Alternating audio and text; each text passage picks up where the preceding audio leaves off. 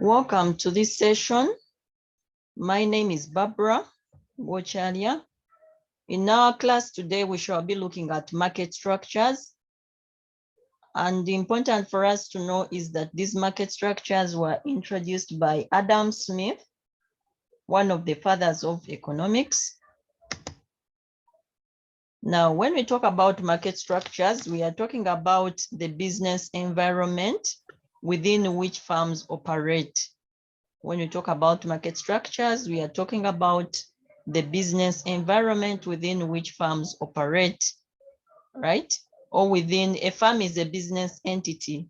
Or you can simply say that market structures refer to those characteristics in the market that affect the behavior of buyers and sellers as they interact in the market. So those characteristics that affect the buyers and sellers, that affect their behavior as they interact in the market, actually explain market structures. So these market structures can be categorized according to a number of factors, right? These market structures can be categorized according to a number of factors. And they are categorized according to the number of firms, according to the number of business entities, right? A firm is a business entity. They can be categorized. We look at the level of entry or the level of barriers to entry. Then we look at factors to do with the pricing decisions. Then they can also be categorized. They are categorized in terms of output decisions, in terms of interdependency, in terms of long-run profit, and in terms of the relationship between the price and the marginal cost. So there are basically 4 types of market structures, and these are perfect competition, monopoly, monopolistic competition, and oligopoly. So let's look at perfect competition. Just like the word goes, perfect competition. As long as you see the word competition, it means there are many firms, there are many business entities, right?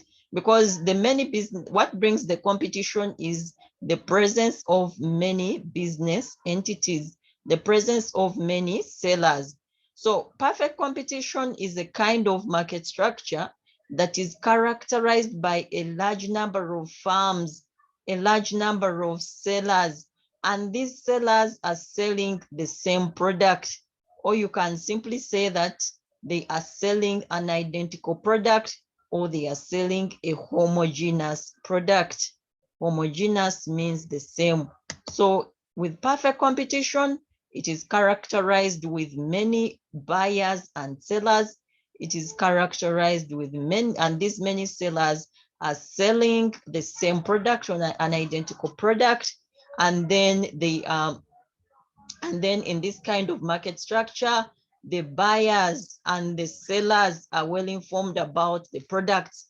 In other words, there is perfect knowledge in the market. With perfect competition, there is perfect knowledge in the market, or you can simply say that there is free and transparent information under perfect competition. And then with perfect competition still, there is free entry and exit in the market. There is free entry and exit in the market, literally meaning that there are no barriers to entry. So anyone can enter the market and start business, and anyone is free to leave as long as they feel they want to leave, or as long as they feel maybe it's not profitable for them. All right. So the fact that there are many buyers and sellers in the market, this leads to a scenario that under perfect competition, the prices are determined by the forces of demand and supply. In other words, another name for perfect competition is also known as the laissez-faire market economy. Laissez-faire market economy. Laissez-faire is a French word. It is a French word meaning let us alone, let it alone. Laissez-faire is a French word meaning let it alone, literally meaning that with perfect competition, there is no government intervention. There is no government intervention. In other words, the prices here are determined by the forces of demand and supply. They are determined by the forces of demand and supply, and that's what we call the invisible hand. If you've heard about that concept, the invisible hand simply means that it actually happens under Adam Smith coined the meaning of free market economy. In other words, perfect competition is the same as laissez-faire market economy. It is also the same as free market economy. It is also the same as free market economy. And under this, actually, Adam Smith, the one who he actually, we've seen that he introduced market structures. And when he was talking about the free market economy, or the laissez-faire market economy, he coined all these he coined all these characteristics of free market economy or laissez-faire market economy in what he termed as the invisible hand, literally meaning that under this market structure, there is no government intervention, and meaning that the prices and the output produced are determined by the forces of demand and supply. So we've already seen many buyers, many sellers. They are selling an identical product or the same product. The free and transparent information or perfect knowledge in the market, and then free entry and free exit in the market, literally meaning there are no barriers to entry. So let us look at when we talk about imperfect competition, it will be other market structures that are not perfect competition. Imperfect competition, it means other market structures other than perfect competition. So let's look at the barriers to entry. The barriers to entry can be those factors that prevent or that hinder the new firms that would want to enter the industry, that would want to enter the industry. A firm is a single business entity, but an industry is a group of firms. I repeat that. A firm is a single business entity, but an industry is a group of several firms. So those barriers to entry are those factors that limit what would be the new entrants from entering the industry. So these barriers could be in terms of high startup costs. If the startup costs are high, or it requires a huge amount of capital to start up that kind of business, to enter the industry, then that one will be a barrier to entry. It can be a barrier in terms of technology, where the firms that want to enter the industry do not have the required technological skills. They do not have the required scientific knowledge to operate that kind of business. So those are barriers to entry, and these barriers to entry for these new firms that would want to enter the industry are actually, these factors that are barriers to entry are actually the factors that lead to the arising of monopoly, that lead to the arising of monopoly. So in terms of comparison, if we are comparing these markets, these four types of market structures, we shall realize that perfect competition has the lowest prices charged. Perfect competition has the lowest charges, the lowest prices charged, and it has the highest level of output produced.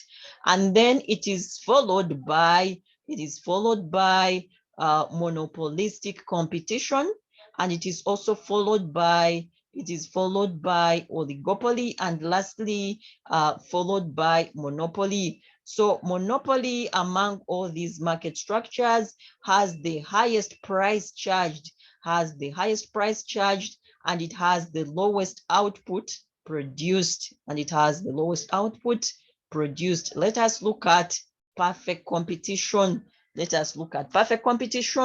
How the graph, or how the curve of perfect competition looks like for a farm. We've already seen that the farm is a single business entity, whereas an industry is a collection of farms. So if it is a single business entity, if it is a farm, the graph or the curve of perfect competition will be this one that I am calling number one. It will be characterized by a horizontal demand curve,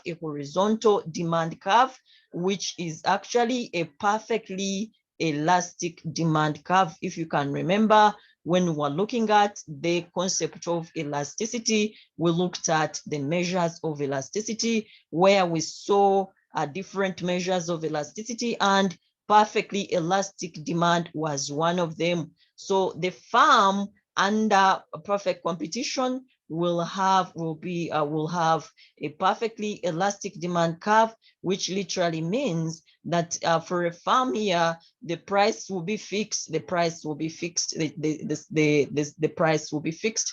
The price will not be changing, but the quantity demanded will be changing. And that graph literally means that there are many sellers. There are many sellers of a product that there are many sellers of that product, of the same product actually, because at the end of the day, the same price is going to be charged.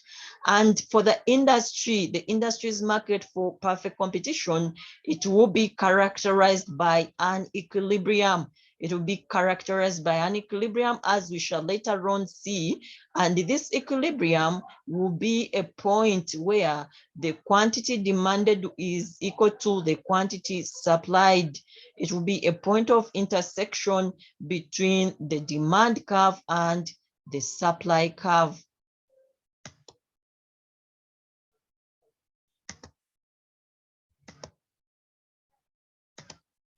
So let us look at the short run conduct of perfect competition. The short run, when we talk about the short run conduct, remember when we were looking at the theory of costs, we saw that any business can experience that there are two periods of a farm, the short run and the long run. And we saw that in the short run, in terms of costs, in the short run, both fixed costs and variable costs are incurred by the farm. And we also saw that in the long run, only variable costs are incurred. Or in terms of production, in the long run, all inputs are variable. So let us look at the short run conduct for a farm under perfect competition. Here, of course, we know that for the short run here, the farm will be incurring both fixed costs and variable costs. So like we've already seen that the farm, right? The farm under perfect competition is characterized by a perfectly elastic demand curve. Here it will be shown by that horizontal demand curve, because this is a single business entity. It will have an average cost curve, and it will have a corresponding marginal cost curve. And it will also have now here the price. The price is equal to the demand curve. The demand curve is equal to the price. And here down, we shall have the cost, all right? So the profit will be the difference. Here down, it will be the average cost. the average cost of production, and the profit will be the difference, the profit, right? So we simplify the profit by using that symbol called pi, right? Remember pi r squared in your mathematics. So for us here in economics, we use it as a symbol for profit.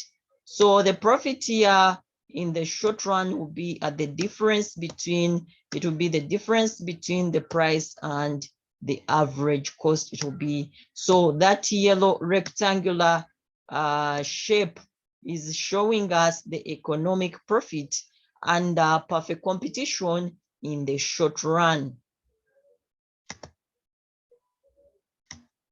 So also important for us to note is that under perfect competition, price is equal to the marginal cost. Under perfect competition, price is equal to the marginal cost. Price is equal to the marginal cost. But also important for us to note is that marginal cost is equal to the marginal revenue. Those are conditions that stand under perfect competition. Marginal cost is equal to marginal revenue. And because marginal cost is equal to marginal revenue, it also means that price is equal to marginal revenue. That price is equal to marginal revenue. But it can also happen that the price now, if we subtract the price minus the average cost, and we realize that the price is greater than the average cost, it means that the farm is making profit. For example, in this particular perspective, the price is greater than the average cost. That's why it is above the average cost here.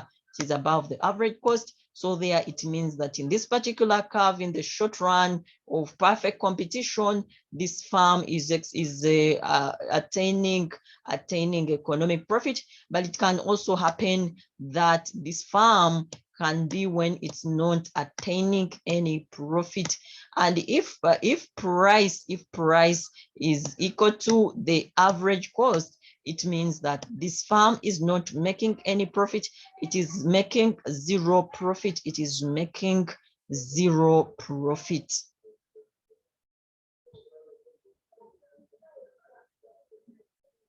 It is making zero profit. So if the price is equal to the marginal cost, the farm is making zero profit, or it is making, you can say zero profit or normal profit. Normal profit and zero profit, it is the same.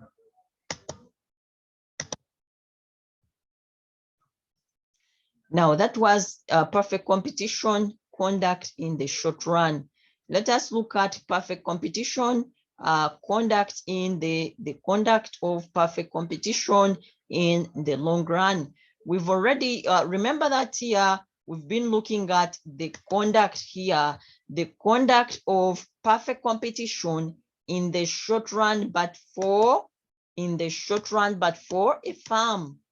For a farm, a single business entity. Here it has been perfect competition, the conduct of perfect competition in the short run, but for a farm. Important for us to note that.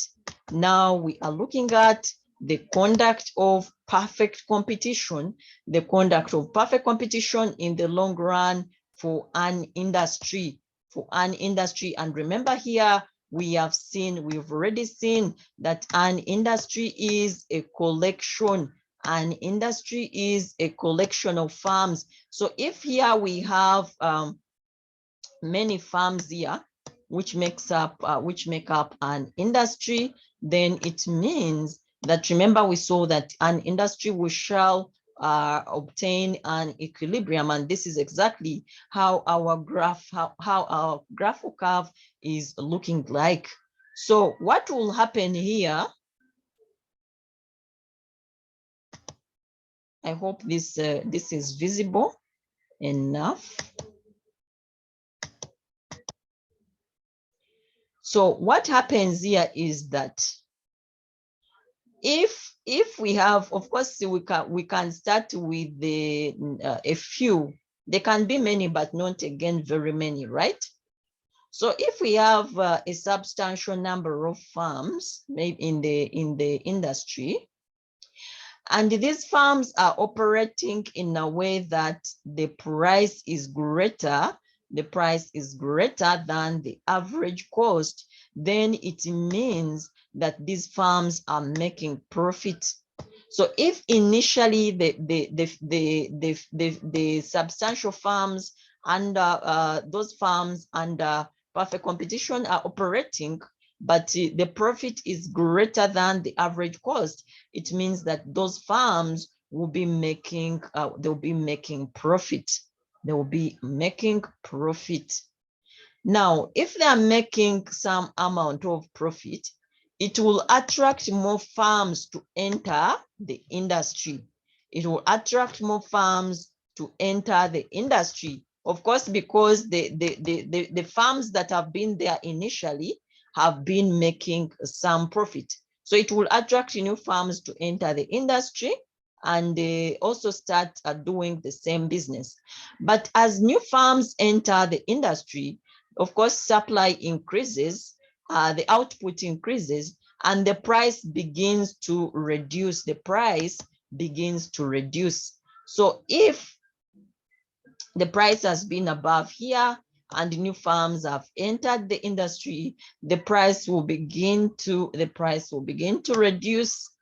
Will begin to reduce as more farms join the industry. The price will begin to reduce up to a point where we shall experience an equilibrium. We shall experience an equilibrium, and an equilibrium will be a point where the quantity demanded is equal to the quantity supplied, right? So still, if we are at this equilibrium and the more farms are joining the industry, it means that prices will reduce further. It means that the price will reduce further from that equilibrium price to that point where we see price prime, right, down here. And of course, there now, the farms now will be making losses. They'll be making losses because the prices would have fallen, the prices would have fallen below the equilibrium. So at that point below the equilibrium, the price will be less than the average cost. The price will be less than the average cost, literally meaning that these farms will be making losses. These farms will be making losses. So what will happen is that, of course, if they are making losses, some of these farms will exit. They will leave the industry, because if you're making losses, why would you continue to continue business? They will leave the industry. They will exit. So as they exit, the few farms that would have remained will now begin to make some amount of profit, and the process will continue, and the story will go on over and over, like from the beginning, right? So in the long run, that's why we saw that that in the long run, the industry will be experiencing an equilibrium, and at the point of equilibrium, there the price will be equal to marginal cost. At the point of equilibrium here, the price will be equal to the marginal cost. Above the equilibrium, the price will be greater than the average cost, and below the equilibrium, the price will be less than the average cost. So in the long run, farms earn normal profit. Normal profit is zero profit. Normal profit is zero profit.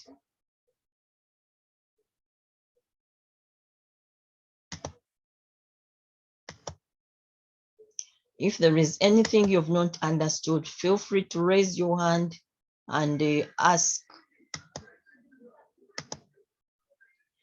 Let's look at the long run for a farm. Remember, this one has been the long run for an industry. And remember that an industry is a collection of farms. That was long run of perfect competition for an industry. Now, this is the long run of perfect competition for a farm, for a business farm, which is a single entity. And remember, we've seen that the graph of a farm under perfect competition will be characterized by a perfectly elastic demand curve, which is that yellow horizontal demand curve. So in the long run of the farm under perfect competition, we shall have the long run. We shall have the long run average cost curve, right? We shall have the long run average cost curve, and it will also have the corresponding long run here. The diagram was not congested, right? But there will be that long run average cost curve. It will also have a corresponding long run marginal cost curve, long run marginal cost curve, right? And then also it would have, of course, it is from the short run that we get, the farm will have experienced the short run, but also it will reach a time whereby now it's operating in the long run. So that's why we have curves for the short run and the long run. So in the short run, it had the short run average cost curve, which is here, and it also had the corresponding short run marginal cost curve, which is that dotted curve there, right? But then at the end of the day, all these curves will have an equilibrium. They will have an equilibrium because in the long run, we experience an equilibrium. So in the long run here, whether in the short run or long run, the farm will be experiencing, we shall be experiencing an equilibrium here. And as long as there is an equilibrium, the farm will be attaining zero profit, or what we call normal profit. So that was perfect competition. Let us go to our second market structure, which is called monopoly. Now, mono means one, right? Mono means one. So monopoly is a market structure that is characterized by a single seller or one seller. It is characterized by a single seller who sells a product that does not have a close substitute. Monopoly is a market structure that is characterized by a single seller of a product that does not have a close substitute. And a monopolist is a price maker. Maybe what I forgot to tell you is that under perfect competition, that the farms are price takers.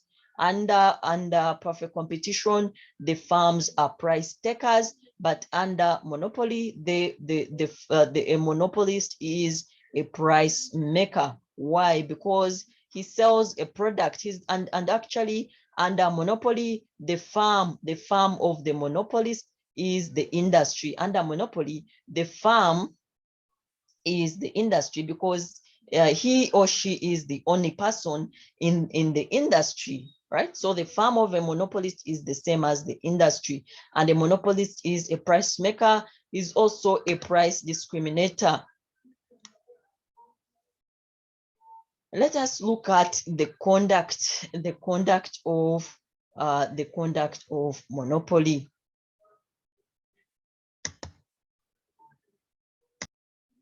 Let us look at the conduct of monopoly.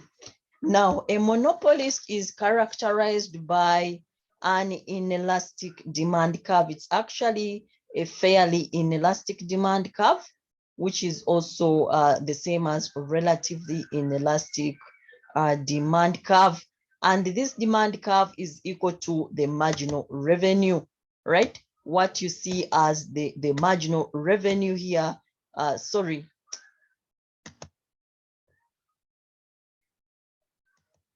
about that. So a monopolist monopoly is characterized by an inelastic demand curve, right? Which is that one here that I've circled here, which I can call number one. That is the demand curve of a monopolist. It is inelastic in nature. And if you remember, when we are looking at the measures of elasticity, actually, the concept of elasticity helps us to understand market structures more. It helps us to understand market structures. So that is the demand curve of a monopolist, and it's equal to average revenue. So under monopoly, average revenue is equal to the demand. Average revenue is equal to demand. But also that demand curve has a corresponding marginal revenue curve, which is that one there, which I can call number 2. So that number 2 is the marginal revenue curve. But also it has the average cost curve. Any firm must have the average cost curve, average cost, marginal cost, yeah? So it has average cost curve and the corresponding marginal cost curve, which is there, right? So the average cost curve is that one which I can call number 3. The marginal cost curve is that one which I can call number 4. And then that is the price there. And below here is the cost, right? That is the cost because it corresponds here with the average cost curve, because it corresponds here with the average cost curve, right? So that's how the curve or the graph of a monopolist. And of course here it will be price or cost, against the output, or against the quantity produced. So that shaded area there, that shaded region there, shows the profit, shows the supernormal profit. A monopolist makes supernormal profit, or what we call abnormal profit. And of course, the profit will be the difference between, this one will be average cost, right? That is average cost. So the profit will be the difference between price and average cost. And a monopolist makes abnormal profit, or what we call supernormal profit. And also important for us to note is that under monopoly, the price is greater than the marginal revenue. Under monopoly, the price is greater than the marginal revenue. Price is greater than the marginal revenue. And then, or you can say price is greater than marginal cost, because there is that condition that stands for all market structures, where marginal revenue is equal to marginal cost, where marginal revenue is equal to the marginal cost. Remember that marginal revenue is extra revenue incurred as a result of incurring an extra unit of marginal revenue is extra revenue incurred to produce an extra unit of output, right? And the marginal cost marginal revenue is extra revenue acquired or attained as a result of producing an extra unit of output. And then the marginal cost is extra cost incurred to produce an extra unit of output. Anything marginal in economics is anything extra, is anything additional. When we say marginal, it is extra or additional. Marginal revenue, extra revenue. Marginal cost, extra cost. Are we together? So that is that, unless there is any question. And also important for us to note is that under perfect competition, we attain what we call allocative efficiency. We attain what we call allocative efficiency. Allocative efficiency means that the consumers are getting satisfaction for the goods they are willing to pay for. Allocative efficiency means that the consumers are getting satisfaction for the goods they are willing to pay for.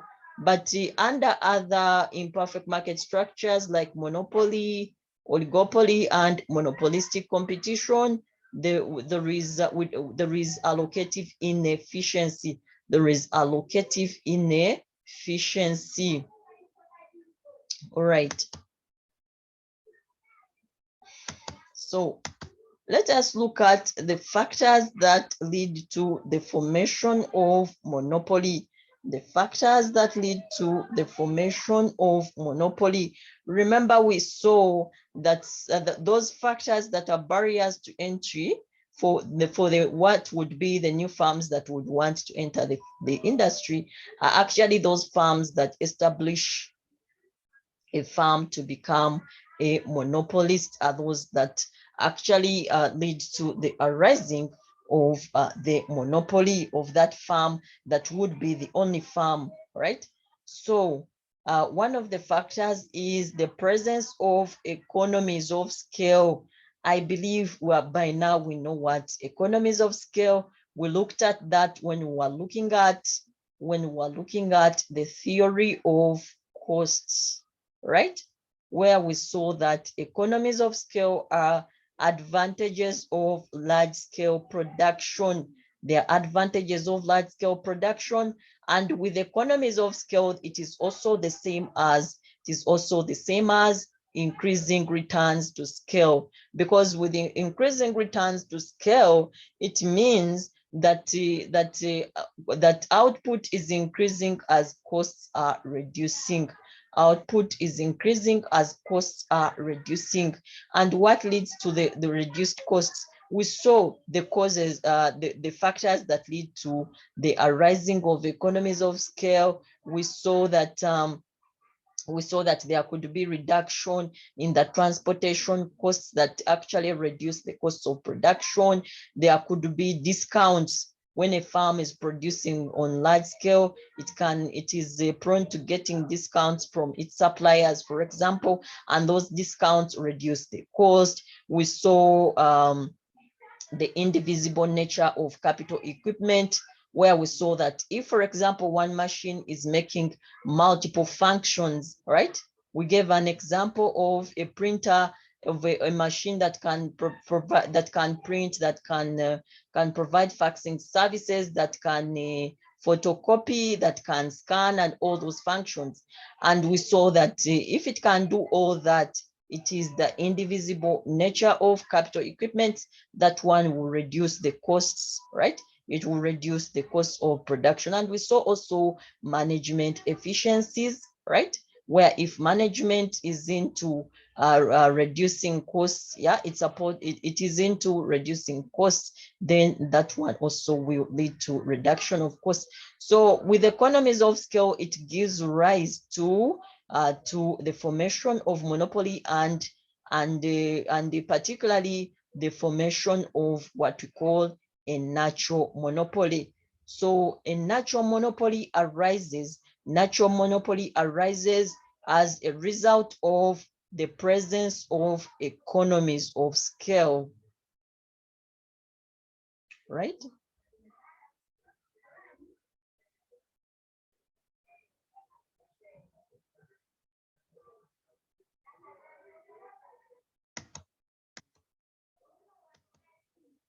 So natural monopolies arise as a result of economies of scale. And natural monopolies are allowed and regulated by the government. They are formed as a result of economies of scale, but they are allowed and regulated by governments.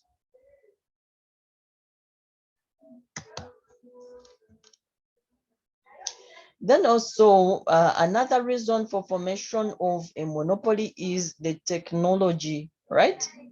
So if the technology, for example, we've seen that if the firms that want to enter the industry find it that they do not have the required technological skills to operate that kind of business, it will be difficult, it will hinder them from entering the industry.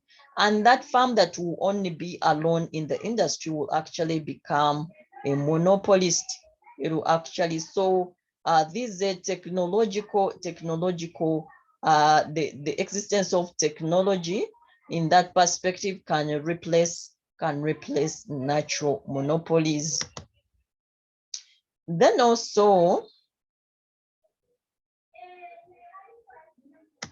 we have what we call government monopoly. So monopoly can arise as a result of governments creating monopoly. How? Governments can create barriers to entry in the market. How? By providing patents, by providing patent rights, what you call patent rights. A patent right is an exclusive right that is given out, that is issued out by government to a seller or to a producer, and is supposed to sell a product or service for a specific amount of time without allowing any other seller to sell, any other person or any other firm to sell that same product. So these patents will be given to that exclusive person, to that exclusive company, to sell that product, but for a specific amount of time. It could be 20 years, it could be 20 years, yeah? So it for a specific amount of time, it has an expiry date, right? So because of that, that one automatically the farm will become a government monopoly. It will become a government monopoly. Government monopoly can be in terms of examples, although not limited to this, yeah? For example, if it's an electricity provision, but it's only government providing, as long as it's only government providing this service, it will be a monopoly. It will be a government monopoly. If it's a mail service and it's only government providing, it will be a monopoly.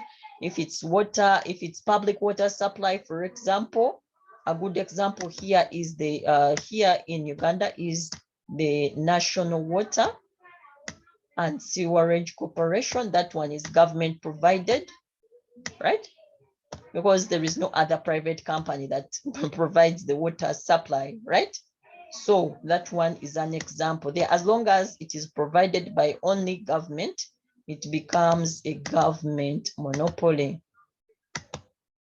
Then these government monopolies can also, we've seen that they can be created by the government when it issues out patent rights or patents, right? So the government monopolies also can be created when the government issues out what we call a franchise, right? So a franchise is the right to sell a good or service within an exclusive market. So you could find that, for example, the government gives maybe provides a franchise to a particular business entity, maybe to provide a food, right? To provide to sell food, maybe in a government national park. So it means there that it will that business entity will be the only one that is selling food in that national park, and therefore it becomes a government monopoly. So there the government would have provided a franchise to that farm. The government monopolies also are formed when the government provides licenses. When the government provides a license, issues a license to a particular business, of course, to only that one business, could be a radio station, right? As long as it is the only business that is providing that service, of course, the government will only provide the license to that business entity, and at the end of the day, it will become a government monopoly. It will become a government monopoly.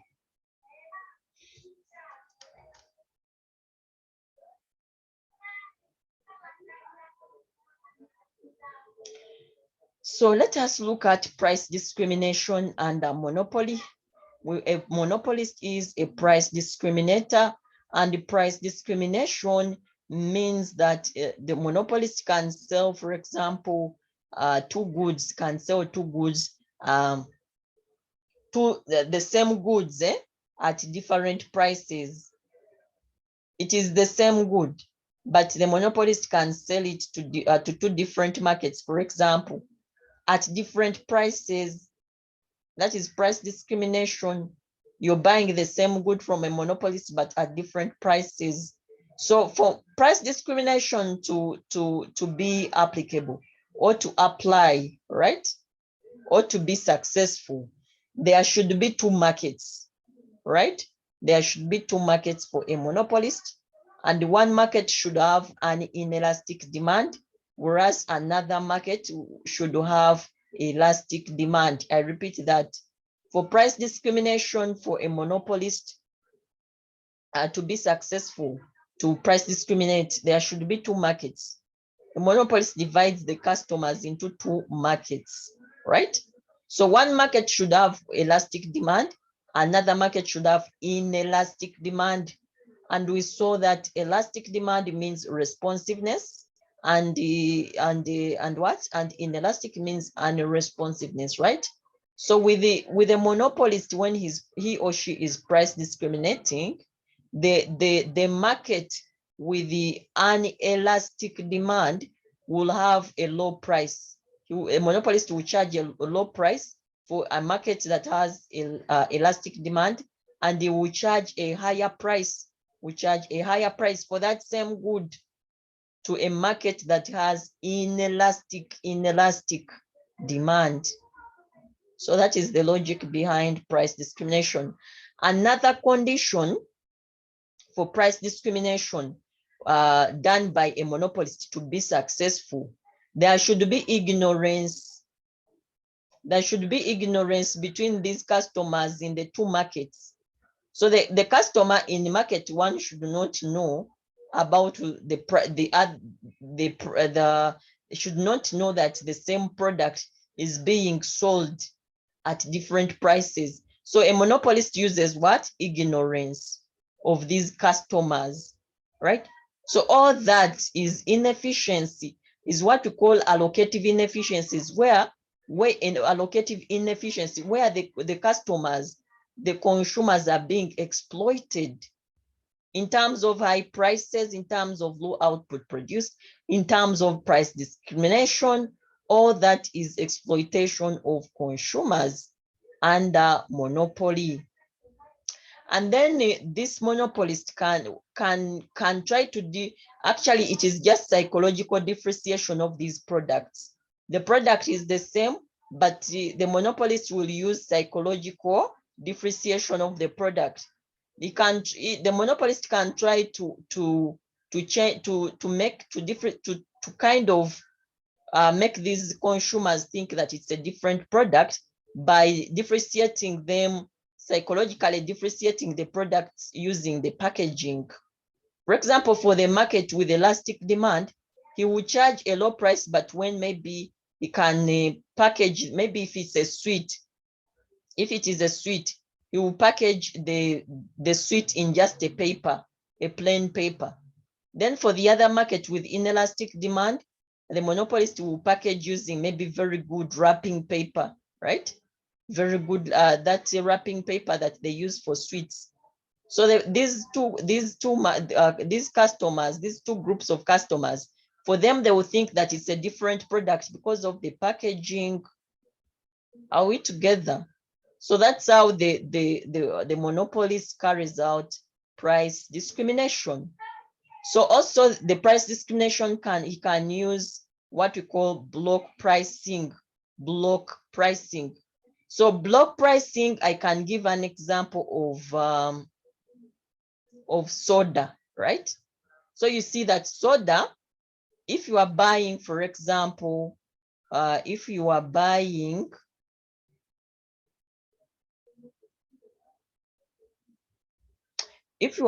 soda, maybe one bottle, right? One bottle, it will be cheaper, isn't it? If you are buying, even if you are buying two bottles, but they are not packed, it will be cheaper. But if you are buying plastic bottles, if you are buying these breakable bottles, yeah, soda in these breakable bottles, it will be cheaper if you're buying like 10 of them, 10 bottles. But if you are buying plastic soda that is packed like in a dozen, either it is a dozen or carton, right? it will be more expensive because it is packed, not because the content is different, or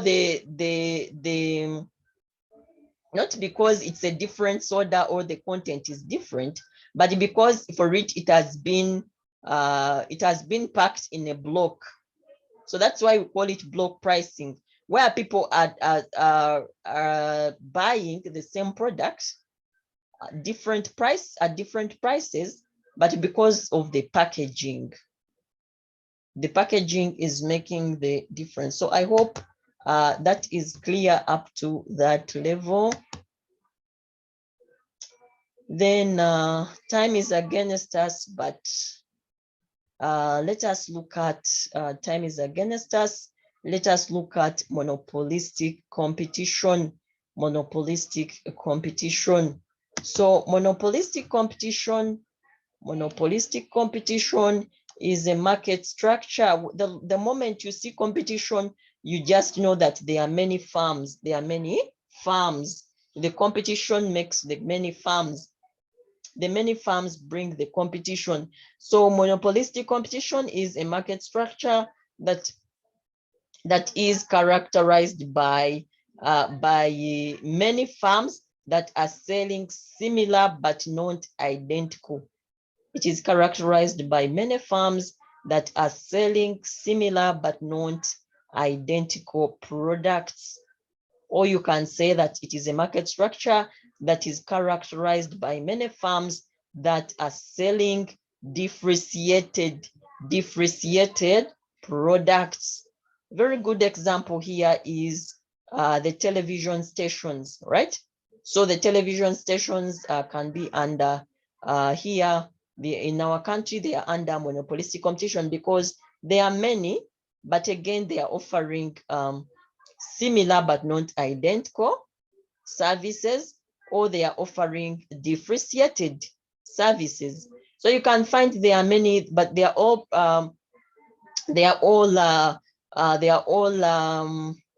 reading news. They are all reading local news, but the local news can just be differentiated by names, where one station is calling it maybe calling it what? Agatari Konfufu, another one is calling it Amasengeje, another one is calling it, So they are just differentiating the service or the product by name.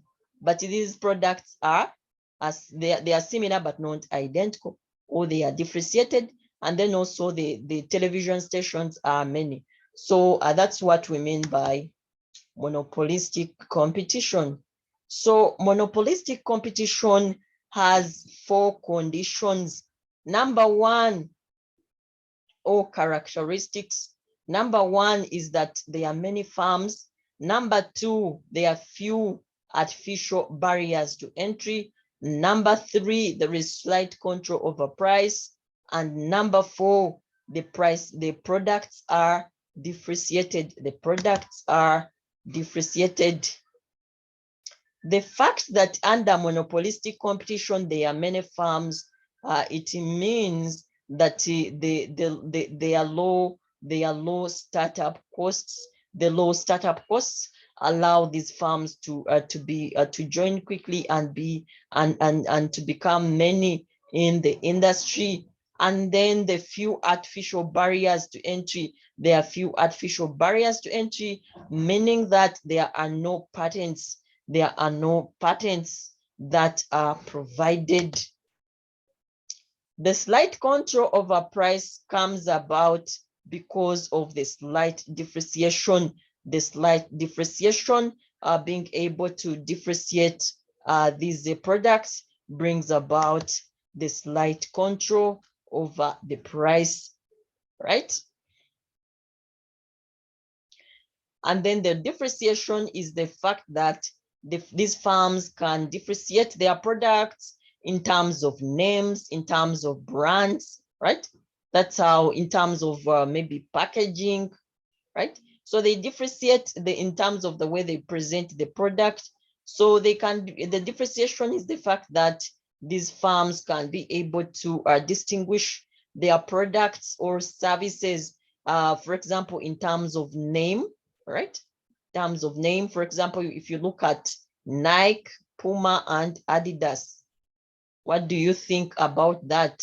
Nike, Puma, and Adidas. Those are companies that practically manufacture sportswear, sports items, sports products, right? So they are actually manufacturing similar but not identical, or they are manufacturing differentiated products, but they are just this is just they are just differentiating in terms of names.